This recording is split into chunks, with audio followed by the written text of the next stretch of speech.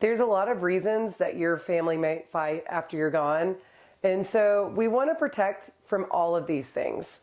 Even if you're not a blended family, or even if your kids love each other, let's face it, we're siblings. We all fought as we were kids, and we still butt heads some as adults. And so with an estate plan, we want to make sure that we can avoid as many court fights or conflict as we possibly can.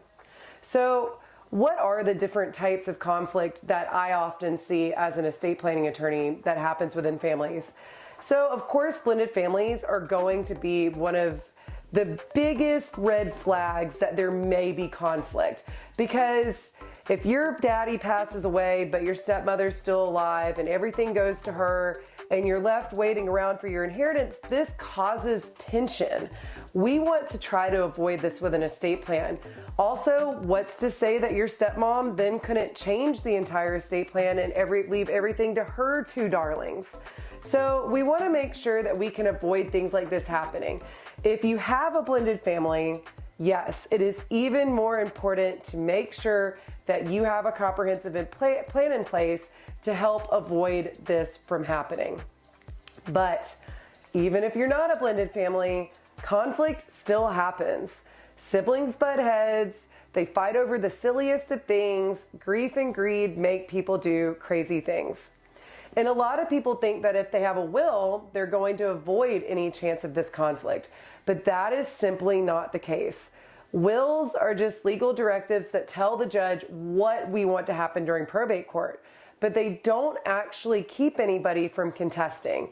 So anybody who has standing is still able to cause conflict and prolong the process for months and months, even if they don't even have any ground to stand on. So we need to avoid this with an estate plan, and frankly, a will is probably not going to cut it. This is where a living trust can come into place. A living trust will help avoid conflict. If you need to disinherit anybody, a living trust is how we do it. If we think there's any chance that our kids could end up arguing, a living trust is how we avoid that. If we have a blended family and want to make sure that our kids get something up front and there's no way that they get cut out of things on the back end, a living trust is how we are going to do that.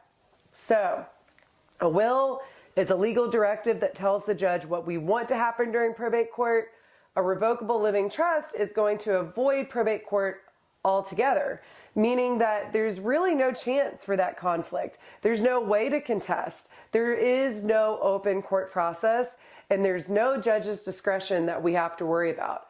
So if you have a straightforward family, if you have a blended family, if you have siblings that love each other, or if you're having to disinherit one of your kids, no matter what the specifics may be for your family, there's a good chance that a revocable living trust is going to help you avoid conflict a lot better than a will alone will. So if you want to make things as easy and stress-free for your family on the back end, you should probably consider doing a revocable living trust and not just a will.